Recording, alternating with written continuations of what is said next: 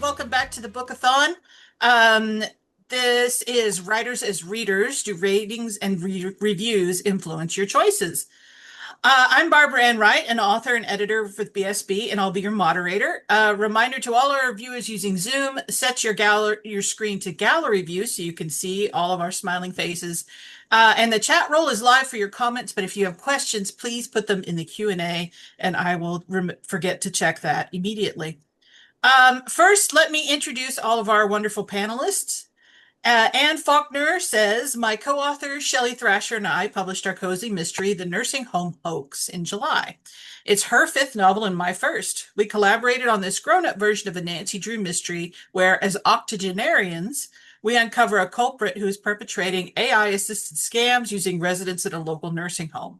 We're both retired from teaching, living in deepest East Texas, where our writing collaboration has led to new, wonderful adventures. We hope to add a second title to the Senior Sleuth series soon. Woof, that's hard to say, but I bet it's worth the time. Aurora Rey is a college dean by day and a life coach and award-winning author of queer romance the rest of the time, except when she's puttering in the kitchen, riding the tractor, or pining for goats. Who hasn't been there?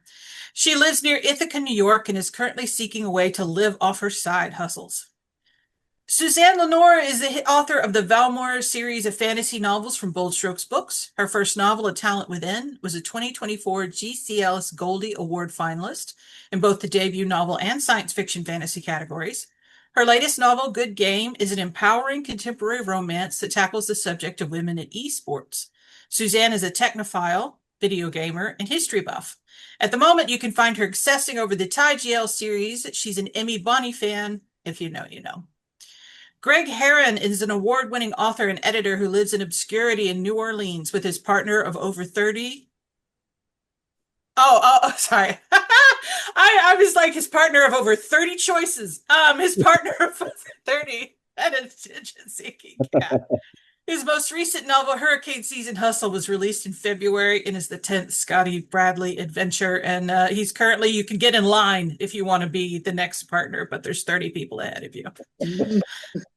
Okay, so I'm going to talk about reviews influencing our writers, both as readers and as writers, because we like to write on occasion. And sometimes reading one's reviews, which we know we shouldn't do, but we do anyway, can influence what one does next in a book. So for those of you who do read your reviews, what drives you to do so? And I think first I'm going to pick on Suzanne.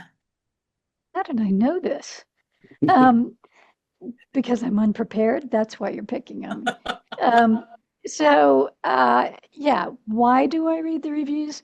Because I want feedback, period. I mean, if I was a performer on stage, I would be getting instant feedback.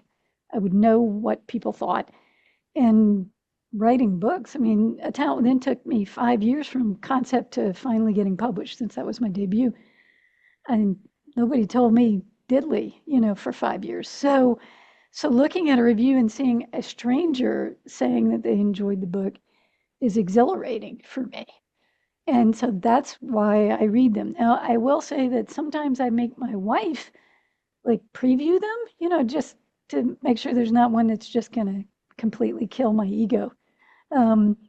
But I've been really fortunate. I've only had the dude, I can't think of his name, gives the 1 stars to everything. He did. Yeah, that's like a rite of passage, getting a 1-star review from that. I got him on Good Game. He didn't find A Talent Within in its sequel, but he did get me on Good Game. So, but I have a thick skin, so I really don't. The criticism, I can tell the difference between this is just your opinion and, okay, that's a valid complaint about what happened in the story. So for me, I really don't mind reading the 3-star versus the 5-star review. Yeah, it's not the 3 stars that get you usually, even though you're like, 1-star review, I shouldn't listen to that. It still nettles around in the back of your mind all day. Do you read them do you read reviews before you purchase a book, before you read one? Me still? Yes. I don't seek out a review, but definitely in reading in general, I like to read the New York Times. I like to read a lot of different things. I'll see a review or someone will mention a book that they really liked, and that will influence me, but it's more the person, like their enthusiasm for a book will definitely motivate me. It's not like I go and just read a bunch of reviews to find something. Greg, what prompts you to read reviews of your own work if you do? Well, I used to. I don't anymore. Um, I used to read them because I thought you were supposed to. Ah, When I first started publishing, we still had print. So editors, when you book, I used to be a book reviewer too. Before I was a published novelist, I was a book reviewer. And so when you get a free book to review, back in the olden days, you were supposed to send a copy of the review to the publisher to show that you actually did what you said you were going to do. You didn't just get a free book to read, and they would send them to you.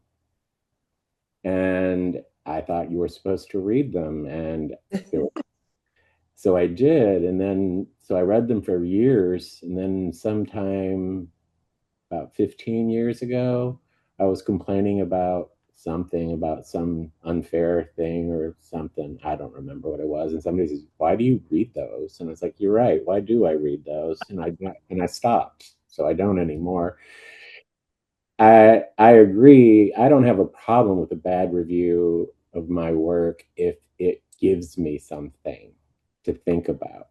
It's like, well, that's your opinion. It's a very well thought out opinion. Whether I agree with it or not, at least you put some thought into it. I appreciate your input. Or hey, that's a good thinking. I'll watch out for that in the future. But so many of the bad ones are just 1 star. Or my personal favorite is I didn't buy this book to read about his political agenda, and like his liberal gay agenda. And I was like, well, what did you think it was going to be? Did you see the cover with the half naked man? What did you think you were getting? uh, But a novel about manscaping. I guess so. But yeah, and I don't, as far as buying books, reading books, reviews of something, that I generally don't base buying books on other people's opinions of them unless it's somebody I know and respect, whose opinion I really respect. So if somebody I know says, "You'll love this," I'll read it. But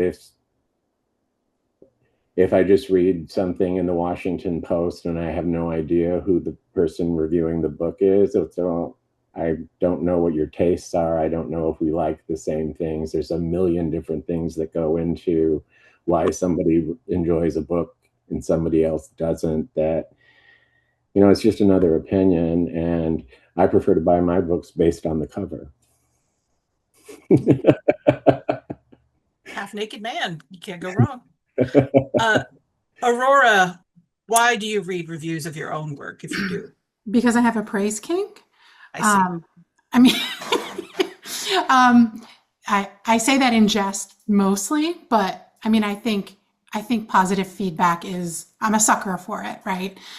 It does sometimes feel like self-flagellation though. So, it's definitely a mixed bag. I think I'm one of those people where the anxiety of not knowing what people are saying is worse than even exposing myself to potential negative things. And I have to say, I disagree. Like, I actually, like, if they're just mean, I can usually just set them aside. It's when it's like a 3-star review and they make some really pointed criticism that's like, ooh, like sometimes it's constructive and sometimes it just hurts.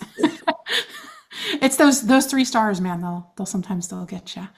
I don't read reviews in terms of like picking books and what to read. They are subjective. I think they can be interesting because sometimes what people dislike in a book actually makes me more compelled to buy it because of what I look for.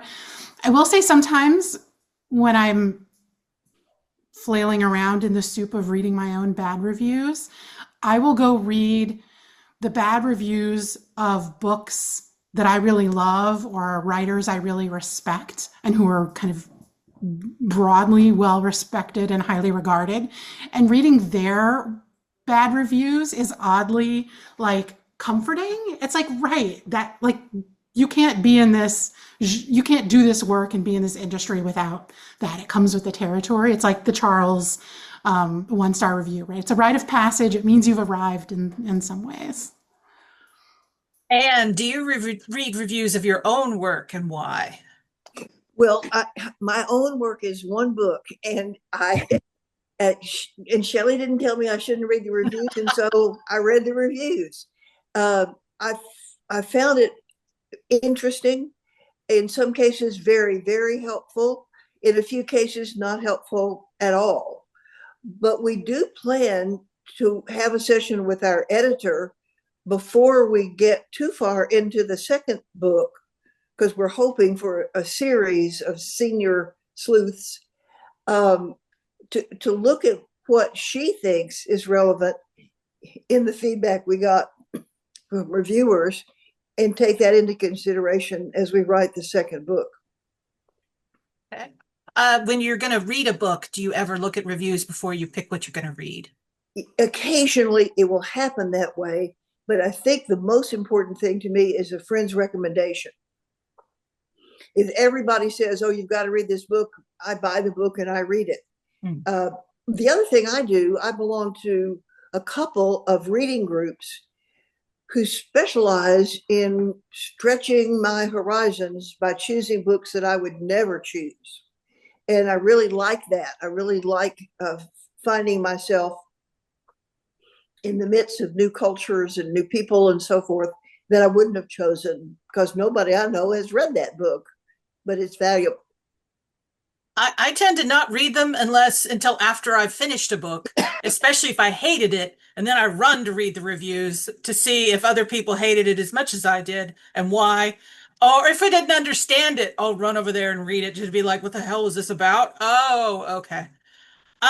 Not my reviews personally of my work, but of a friend's. My favorite one that he got a review on his book said, I don't like books with children being murdered. There are no children being murdered in his book. There aren't even really any children.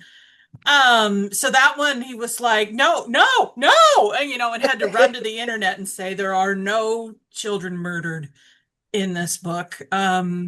Which it leads me to a question that I'm going to ask all of you is, have you ever replied to a review? I see some cringy faces, and I know some of you have. Can you wave at me if you have replied to a review, Aurora Rey? I have not. No. I have written a blog, a soul-bearing blog post in response to some reviews, but I never have taken on a reviewer directly. Greg? Oh, I've never responded to a reviewer to them, but I tell horror stories about them all the time. I mean, I think that can count. Yeah. I think that's fair. You said terrible things about me. I can say terrible things about you publicly, and your poor taste and your bad reading choices. Suzanne, have you ever responded to a reviewer? I have, but it wasn't a bad review. It was actually a really thoughtful review, and I did reach out and say thank you. I've actually had a couple of those that I responded to them, because it's important to me. It's like I said, we were talking about that. It's the only feedback I get other than the actual sale. And so for me, that I'm an extrovert. I like to be around people. I like to talk to people. I like to, so reaching out to somebody doesn't bother me. But I would never respond to a negative review. There's no energy. I mean, to me, that's a waste of energy. It is. If they feel that way, it's not I can't change their mind. They already read it. No, but I know how frustrating it is, especially if somebody's like, I ordered hot dogs and I got this book 1 star, and you just want to post and be like, that doesn't have anything to do with me. That is an actual review of a book that I've seen too. Well, if you see my cover, okay, there's a gaming controller. I had somebody tell me that they, couldn't get into the book because it was about gaming. And I was like, I'm pretty certain everything on this back cover tells Yes. you it's See, about see also gaming. what Greg said about the half-naked man on the cover is really, this is not a surprise. Anne, have you ever responded to a reviewer? I don't know how. I'm fascinated that you all are talking about this because really, we got one review that was absolutely top notch. A reader who had seen more in the book than we realized was there and articulated so brilliantly things that we didn't know we had done. I would love to reach out to that reviewer and thank her. I'm sure it was a woman for what she did and the time she took. It was really a tour de force. So how do you find out the actual name of the reviewer? Well, where did you see the review, online or in a? Online. It's usually Amazon. That's usually their name is usually attached to it somehow, or at least their handle. I just saw initials and didn't. Some people will even reply to the review online, right? Yeah, I've seen that, and it gets really weird. Entertaining, but weird. Well, you might not ever be able to find them, but I think you can respond right there in Amazon. But I don't recommend it. So let's talk about something that stuck with you, positive or negative, either as a reader or a writer, in a review, something that you still think about. Let's try to skew towards the positive, but if you want to go negative and complain about it, this is the place. So Greg, let's start with you. Actually, back in the days when I used to read the reviews, because they would send them to me, some of the stuff they did say impacted future work, but not necessarily in the way that they had originally intended. The story I like to use is when my first book came out, Murder in the Rudolphines. It was reviewed in the Bay Area Reporter, and it's a first-person narrative, as most of my books are. And it was really a bad review. It was very not nice at all. And she closed it with saying that, I just really wish we could have seen inside the other characters' heads more. And it's like, it's a first-person narrative. How do you do that in a first-person narrative unless he's psychic? And I was creating my second series at that time, and I was like, oh, I'll just make my character psychic. I'll just do that. And so that's how Scotty became psychic, sort of psychic, is because of that review. And she also said that my character in the first book was just another tired gay male stereotype. So I said, oh, you want to see a stereotype? Wait till you see Scotty. I'll show you a stereotype. And the odd thing about it is no one ever said that about him, has ever said that about that character in 20 years. He's the biggest gay stereotype alive. And no one ever says that.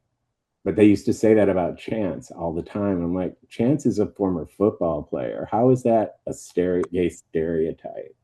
I mean, he played college football. But I think stereotype's probably one of those words people like to throw around. But I think that's funny, you're like, how can I see into his head? It's like, so in the next book, somebody, cracks somebody's skull with a hammer. And that lets them do it quickly enough. Aurora, something that stuck with you from reviews. My second book, and I'm on like 21 right now or something ridiculous like that. My very second book got a review in Publishers Weekly, and it was a nice review. And the first line was Ray's frothy contemporary romance. And I have to say, it was actually a very nice review, but I took offense to frothy. As someone who studied literature, right, I have a master's degree in English. That was what I majored in college. Romance is so often not taken seriously as a literary genre, and I could soapbox about that all day, but that's a different panel. I kind of struggled with that nomer, but ever since, I've really leaned into being someone who writes more lighthearted, lower angst, feel good romances, and that like frothy is is like a great word for that, and that it's a joyful, fun way of telling stories, and that like I've leaned into the word even though I did not like it at first. I like this. Sweet revenge. You've weaponized frothiness. Oh, I'm frothy. All right, sorry. Nothing. That company. I hear kids and cats are great additions to panels. They really resonate with readers. So Buster has opinions too. Well, and then buy Aurora's books, everybody. She has a cat to feed. I have so many mouths to feed. Sorry. Thank you. Go on. You're And, fine. and You're what's fine. something that really stuck with you? Well, it's just in my crawl. One review, I think it was a single sentence, said, I don't know what they were doing with these 80-year-olds. I know some 80-year-olds and they don't talk like that.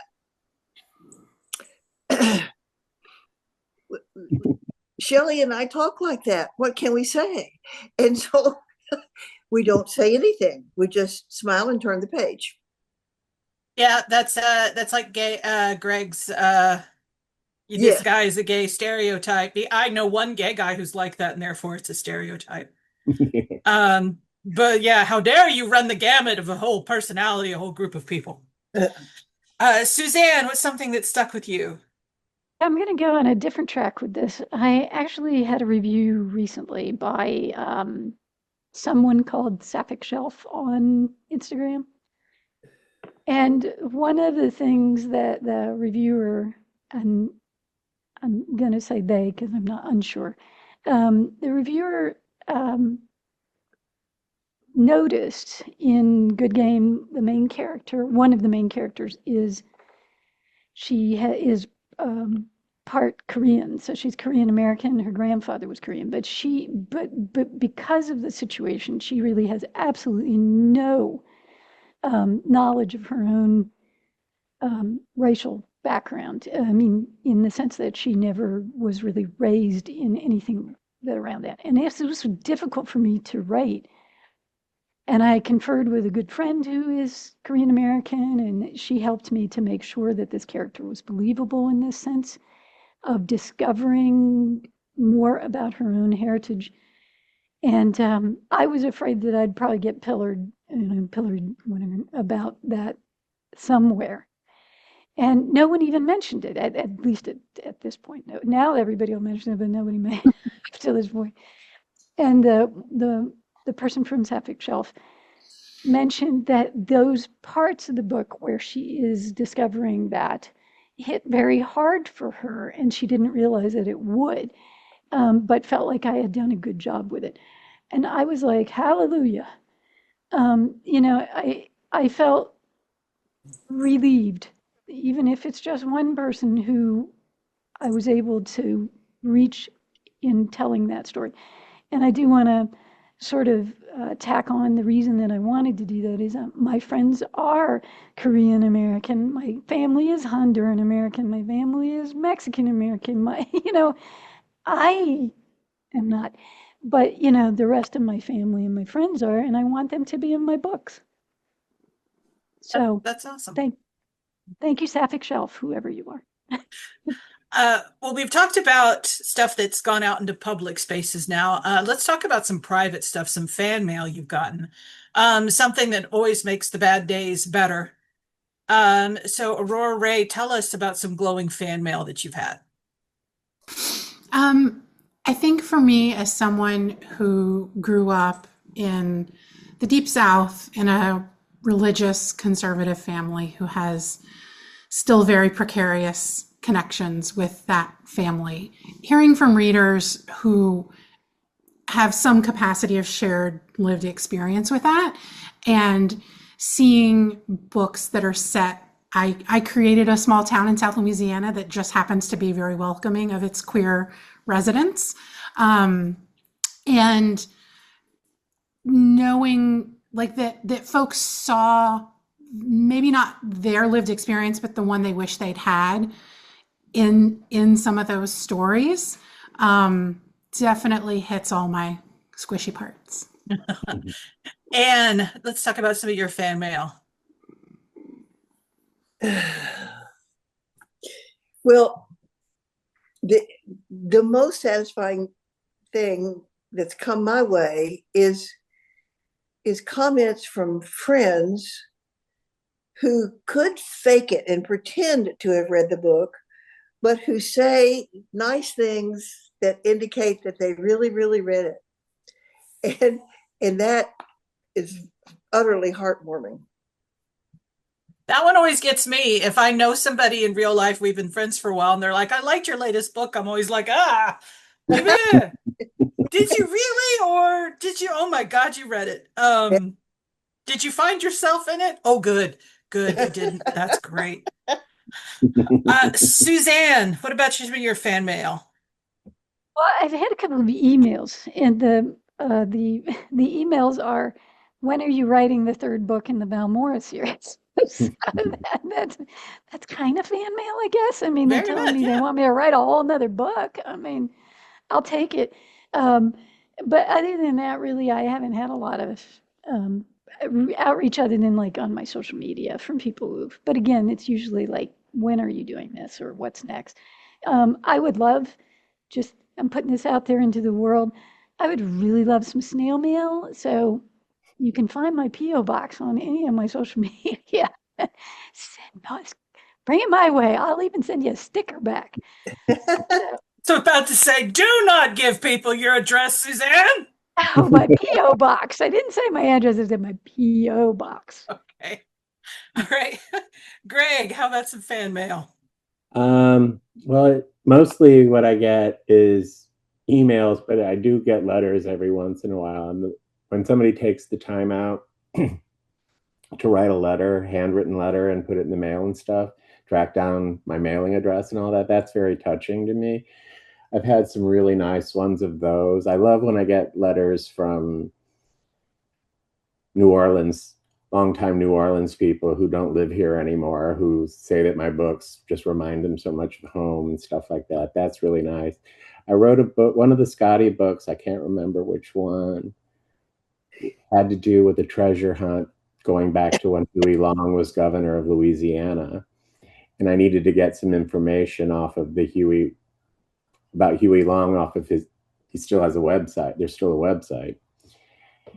And I wanted permission to copy something. There was a list of like 10 things he had done that he never gets credit for in Louisiana. And I wanted to use that and put it in the book. And so I wrote to the website, and she was very suspicious when she came back to me. Very, very, very suspicious about it, because Huey Long was very controversial. And so I sent her the chapter where I had put it in, and she wrote me back. She said, yes, you can have permission to use it in that way.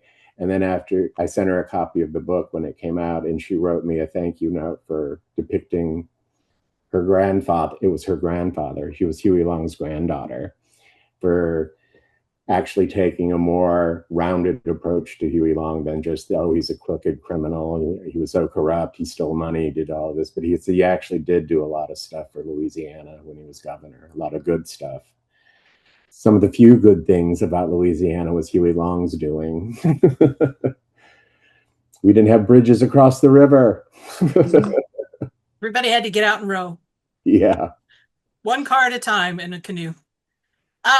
So we've touched a little bit on how reviews have sometimes made us change stuff. I know Greg said that, he's made Scotty psychic. But have any of the rest of you had changed something about your style, or had a character that someone wanted to see, or had a plot idea, or if somebody else predicted a plot that was coming, made you tinker the plot a little bit, anything that made you change your writing? And this one, we're going to start with Anne. I wish you wouldn't start with me, because I'm still thinking about, well, simply because we haven't written the second book yet.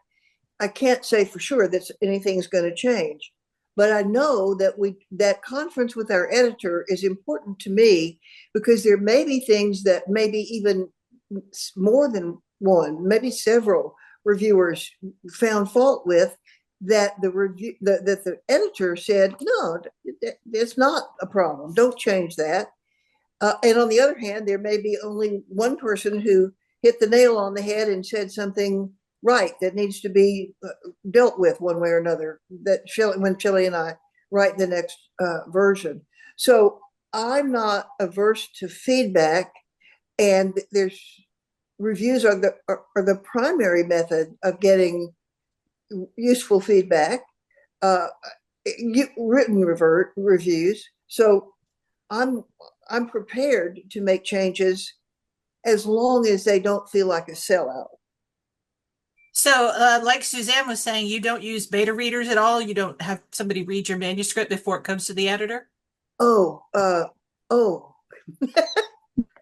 don't think I want to talk about beta readers right now. Okay, all right. Fair enough. Suzanne, the question that I asked you, what's your answer? No, I haven't changed so far. I haven't changed anything based on a review, but I'm only 3 books into my career, but I'm not done. At this stage in my life, I wanted to do this since I was about 12 years old, and at this stage in my life, I'm just so happy to be doing it that I'm just going to keep writing what I want to write. The only people I'm going to listen to at this point are what you mentioned. I do have some really good beta readers who've been very helpful. And then, of course, I have my editor who I will listen to, and so far have not fought back on anything about. Maybe if I get a little more experience, I might push back, but I'm not. It's fine. Spoiler alert, I am her editor.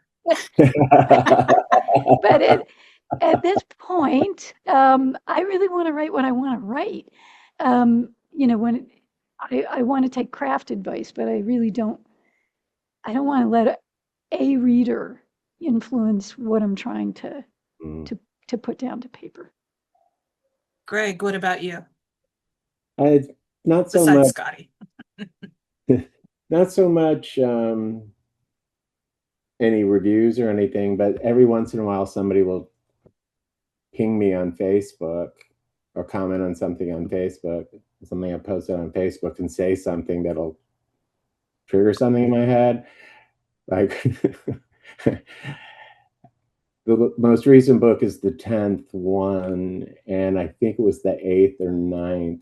And I was doing something, a panel or something, and I put up the book cover and something on Facebook, and somebody commented, "How many car accidents has Scotty been in?" And I thought about it, and I went back, and it's like, one in every book since the second one. Did not in the last 2, though. Was Scotty driving during all of these accidents? No, it was never his fault. Needs to stay off the road, poor Scotty. He hates to drive. He always complains whenever he has to drive. Well, gee, I wonder why. Yeah. Aurora, something you've changed from reviews?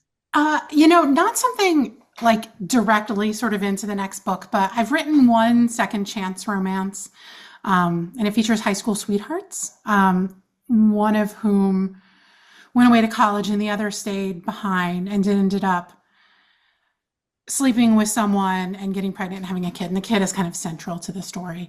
And I had a couple of reviewers, including one really, really kind of thoughtful one about how it felt like the character who was cheated upon was too forgiving. I mean, it was like, 10 or 15 years. I mean, like it was in my head, people make bad choices when they're 17 and life goes on. But it actually made me do a lot of soul searching about how quick I've been to forgive things in my life. And it has made me do some reflecting on there's a difference between accountability and holding grudges and revenge. So it's actually made me think about my own choices in life. And it's helped me realize that sometimes a little bit of prolonged tension between characters when there's conflict is okay. Let it really sit and percolate. I get very uncomfortable. I just want to make everybody feel okay. And sometimes I'm a little guilty of doing that to my characters. And so slow down, let them suffer at least a little bit, not too much, but a little bit, has been a big takeaway, an interesting takeaway from a random review for me. That is really cool. And I think it's something that I've encountered since I've become an editor is authors saying, I don't really want to get into this scene because so many feelings. And I'm like, I don't care. You have to get into the feelings. We have to feel all the things. You can be as dead inside as you want, but your characters have got to feel things. Which, goes over really well. So let's talk about you writing reviews instead of just reading them. Have you ever left a review for a book? What prompted you to? Do you find it easier to write good reviews versus bad reviews? Do you always have in your head, I'm a writer too, and I don't want to say X, Y, and Z?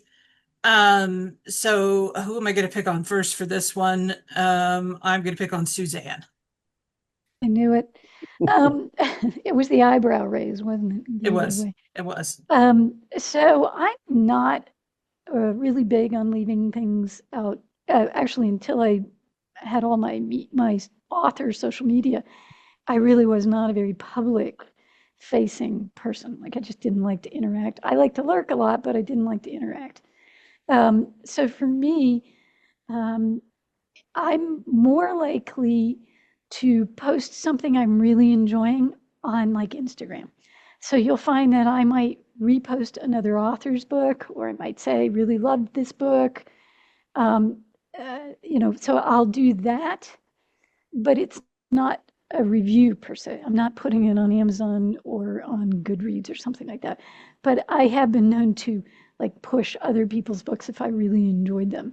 And that's also more important for me when I'm looking for a book is I follow different people, and if they are pushing a book that they really enjoyed, a lot of times that will influence me to choose that one as well. So yes and no. That's my answer. Oh, that's fine. And do you ever leave reviews for books? Well, well, the only thing I've ever reviewed is an Indian restaurant in East Texas. and it was a very positive review because it's a very good restaurant. And maybe a year after I wrote the review, I got a notice that 1,000 people had read that review of the restaurant. So I realize this is entirely irrelevant to our discussion here today, but it is a highlight of my life that 1,000 people read my review of that restaurant. That's awesome. Probably because people were like, Indian in East Texas. Yeah, yes, exactly. And to complicate matters, it's in a filling station. So, not a venue you would venture into if somebody hadn't said it's really good. I worry about the future of their business. I really do. Greg, do you leave reviews for books? I used to get paid to write book reviews, so I don't. When I first started publishing my own fiction, I felt like it was a conflict of interest, and I didn't want anyone to think that, oh, he doesn't like this book because he sees it as that kind of stuff. And so I just walked away from it. I don't review books on Goodreads. I don't leave reviews on Amazon. I don't leave reviews on apps. I don't do any of that stuff. I'm terrible about that stuff. I probably should do that more. But I keep my hand in book reviewing with my blog, because whenever I read a book that I really, really enjoy, I can write a long piece about it on my blog about the book and why I enjoyed it and why I enjoyed the author and so on and so forth. And I really take a lot of pleasure in that. But I don't do it for every book I read. And some people get the wrong impression that that's the point of my blog, which it is not. And so I'll get people wanting me to send their books to me to review. And I'm like, I'm not a reviewer. I don't want, and the last thing I need is more books in my house. Amen to that. Aurora. Yeah, I also will share like on social media if I am reading something that I'm really enjoying. I don't leave a ton of reviews, and if I do them anonymously or through accounts that are not tied to like the Aurora Rey name, because I feel I overthink things, and it's not even that like I want to leave a negative review, because I in general, like, other than maybe some what I consider constructive feedback, I don't negative reviews just don't need to exist. No, I don't need to spread that around. But I get overly self-conscious that like I don't read as many books as I would like. And so I would never want like a friend who is also a writer to see that I left a review on a book, but I didn't review there. Like I overthink that. Like I'm not that important. I don't think people are paying that close attention to what I'm doing, but I will still get self-conscious about it. And so I just try to like remove myself from the equation in any recognizable way. Okay. Well, that kind of leads me into my next question is, have you ever blurbed for anyone? Not the blurb written on the back of the book, but like, a tour de force in crime writing, says award-winning author Aurora Rey. That sort of thing. Have you ever anybody in our panelists here ever blurbed for anybody else like that? I'm not cool enough for that. Greg, you have. I've done it a lot. I don't do it as much as I used to, and generally I will only do it now as a favor to somebody, and I won't. And if I don't like the book, I won't blurb it. I also won't blurb it if I don't like the person. So yeah, but so you're never going to be like Greg Herren says, this is a good book, but a terrible person. No, I would be more along the lines of he's done it again. Written a good book and been a terrible person. Suzanne or Anne, ever blurb for anybody? I'm not blurbable yet. maybe after a while. You will be for that Indian restaurant review. You're going to be blurbable now by people on Google who are looking at things and says, Anne Faulkner of the Indian restaurant fame loves this place. Thank you. That's just what I need. Suzanne, no? Nobody's asked me to blurb. Well, I've been asked numerous times, but like Greg now, I'm very picky about who I choose. But it is funny to see my name on the back of a book that isn't mine somewhere, and I'm always tempted to turn it around. So I'm like, see, I'm the star. I do have one. I was like, I'm going to tell this story if we have time, and we do, and I'm the moderator, so I'm going to tell it. I did get fan mail one time from a woman who lived somewhere in Russia, in a part of it where being gay was still very illegal. And she said she read my book and she loved it, but of course she can't talk to anybody about it or whatever. And I pictured my book being handed, hand to hand on a thumb drive or something. And it was just like, I love you. Thank you for saying this, Bo. Be careful. Please, please, please be careful. So if she ever got out of where she was and she can watch things like this, I hope she's still okay. But to those of you watching, if you're going to, all your reviews and your things, stick with us. And obviously this group of people who know they're not supposed to read reviews do it anyway. So if you ever wanted to leave them a review, that's another good question for us is if you've had a friend write a book and they're like, please review this book, no one's reviewing my book, would that ever sway you to do it? Or were you like, no, I don't, and I can't have my name attached to this book, people will know it's just because we're friends? I don't know, that's never happened. No, and I've never been asked that. I probably would. I will say that because my account on Amazon and Goodreads were created when they were originally created. So I was very smart and created a username that had nothing to do with me and lived somewhere else where I don't live. I don't use it, and I forget about it every once in a while. Like if I'm leaving a product review, which I'll do sometimes, because if I really like something, then it'll pop up and it'll be, oh, so-and-so from where? Oh, that's right. That's who I was 35 years ago when I signed up for this. So yeah, I could do that. But that would be fun to reply to negative reviews with, especially the ones that are like, I ordered hot dogs and I got this book 1 star. Then your fake persona could reply and be very snarky. What's your problem? Anybody else ever reviewed for friends?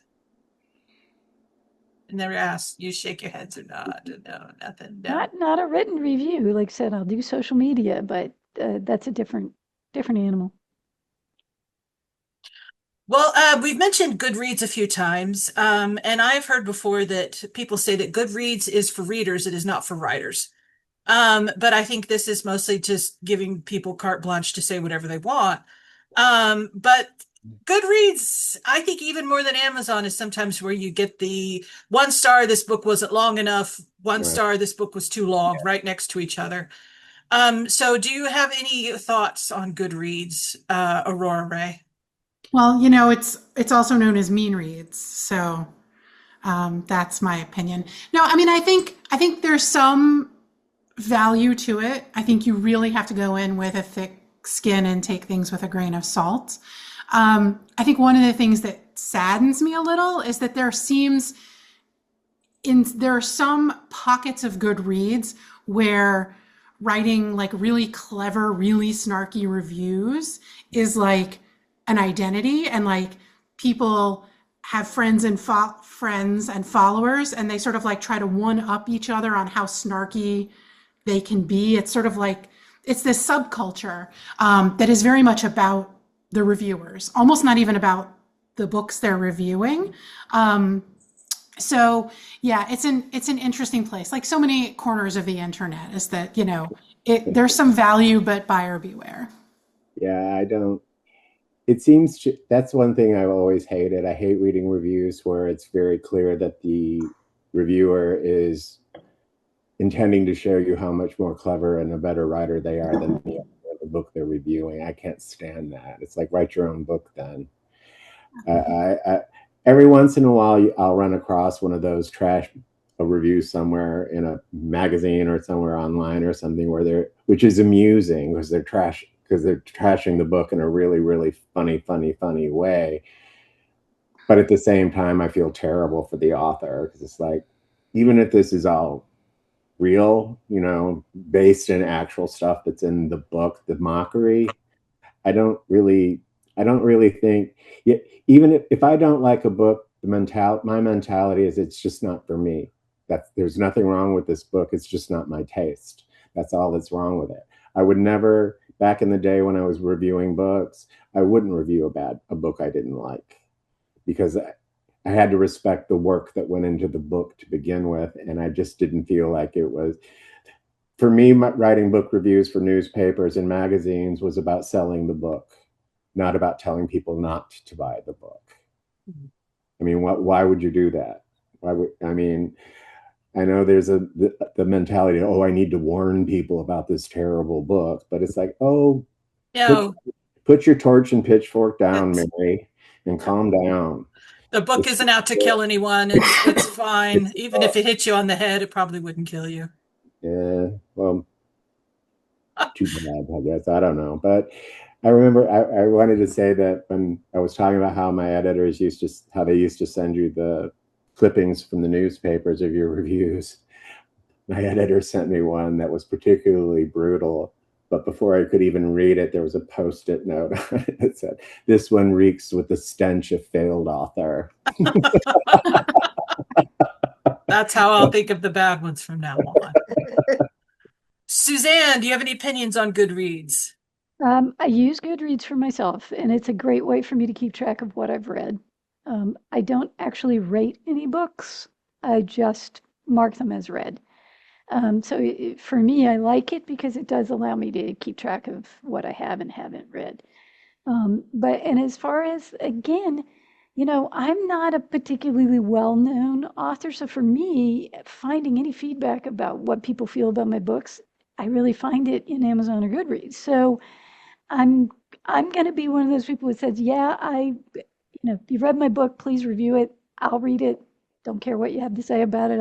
I will read your review. And so I do think it has some value, particularly if you're looking for something obscure. I read a lot of manga, and so I look for lists of like somebody's got a list of Yuri manga, which is girl love basically manga, and it's nice to kind of have a rating of what of those people found. The higher the start rating, a lot of times I will read it, and so I find value in it. I I just think I wish there like wasn't I just wish there wasn't a Charles always in there putting the 1 stars on there for no reason. And do you use Goodreads at all? No, no.